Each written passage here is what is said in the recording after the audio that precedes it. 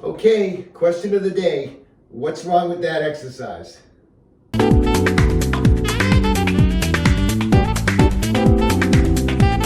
Hi, I'm Dr. Joe DeMarco, chiropractor and owner of OcraMed Health. On today's video, we're going to talk about why you're injuring your shoulder during back workouts. Before we get into today's material, if you haven't done so already, take a moment right now, subscribe to my channel, OcraMed Health on YouTube, click that little bell notification. It lets you know every time I upload a new video. And at the end of today's video, if you found the information helpful, I'd appreciate a thumbs up. Okay, so we started off this video with question of the day. What was wrong with that exercise that we started the video off with? Everyone knows, of course, that was a bent over row. And I'm sure as soon as everyone saw it, everyone was like, why is Dr. Joe doing a bent over row with his hands in so close together? I mean, if we saw someone at the gym standing there doing bent over rows with their grip in really tight doing this, we would be wondering, what the heck is that person doing? They're gonna hurt themselves, right? Now, look at this bent over row position. I got a little bend in my knees. I'm bent at the hips. My back is and core is tight, and I'm pulling the bar up towards my midsection, all right? That's the position of that exercise. Of course, I have my hands in really close, which we all know that that's not the correct way to do it. Now, let me just change the angle of my body for a second. I'm in the same exact position now. Knees are bent a little bit, hips are bent.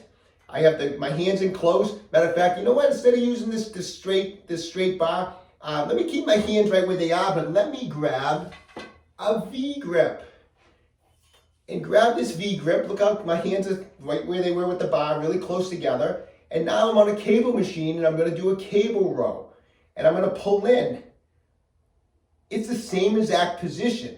When I was standing up, I looked like a lunatic doing a bent over row with my grip in really close. Yet then we go to sit down, and most of us grab a V grip with this narrow grip. Matter of fact, if you look at this V grip, this is the average V grip. It's about 4 inches apart on this V grip. You only got about 4 inches. So now I'm gonna sit down. I'm gonna be at the cable machine. I'm gonna have my grip literally 4 inches apart. And I'm basically doing a bent over row. It's just that I'm seated now. So why did the bent over row seem so ridiculous when I'm standing, but I'm sitting in the same exact position, doing the same exact type of motion, pulling against resistance, and yet sitting with a V grip? Why does that make sense?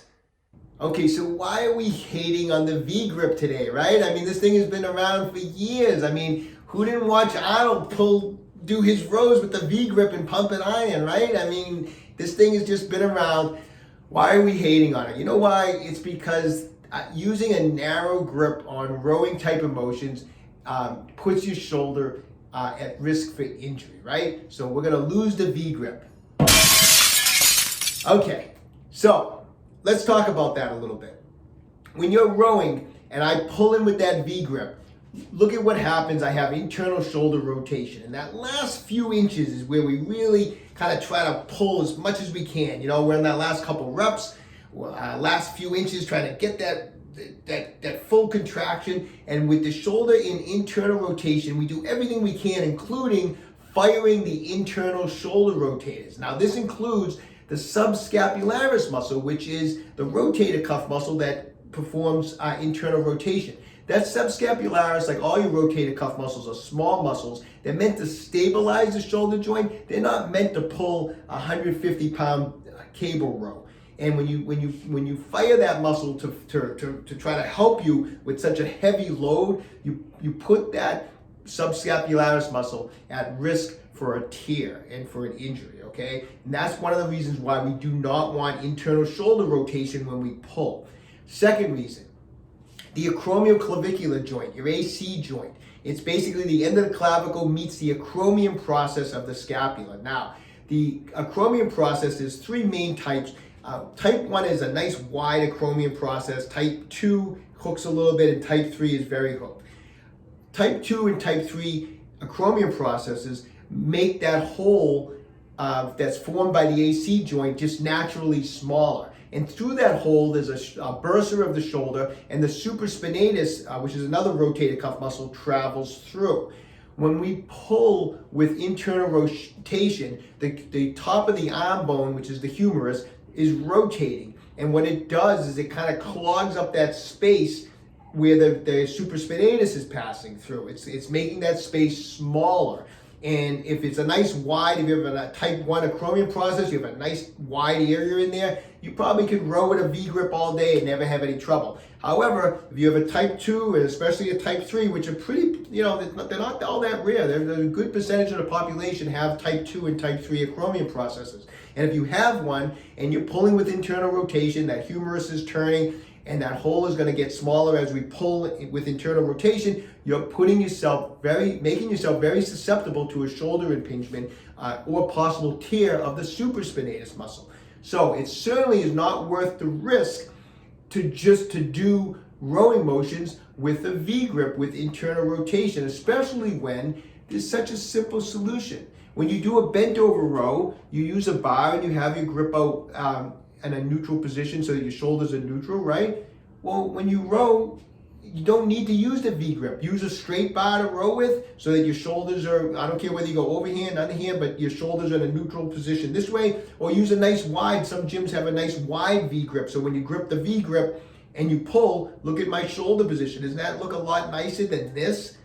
It's a simple solution, and it's such an easy way to prevent such a common injury. I mean, I see patients all the time that have shoulder pain after working out, or they've torn rotator cuff muscles after doing back workouts. So for such a simple solution, just lose the V-grip. I know we all sentimental, we're all sentimental about our V-grip. Oh, I don't want to stop doing V-grips. Just lose the V-grip, grab a straight bar, grab a wide V-grip, and you know what? It's going to get a better contraction on your back muscles, and it's going to take the stress off of your shoulders. All right, I hope you found today's information helpful. I mean, the moral to the story, why put yourself at risk when you don't have to, okay? Hey, if you haven't done so already, take a moment, visit my website, www.OcraMedHealth.com. We have a full line of fast release products. Everything is in stock. When you have a chance, check it out. Also, you can pick up a copy of my new book, A Fitness Carol, at www.afitnesscarol.com, or you go to Amazon. The book is paperback, but it's also on audio now. We have it on audiobook, and I'm narrating it, so you get to listen to me tell you the story of A Fitness Carol. Hey, if you haven't done so already, take a moment, subscribe to my channel, OcraMed Health on YouTube. Questions about exercises or injuries, just leave a comment in the comment section down below. I do the best I can to get back to everybody. And don't forget, OcraMed Health is here to keep you fit forever.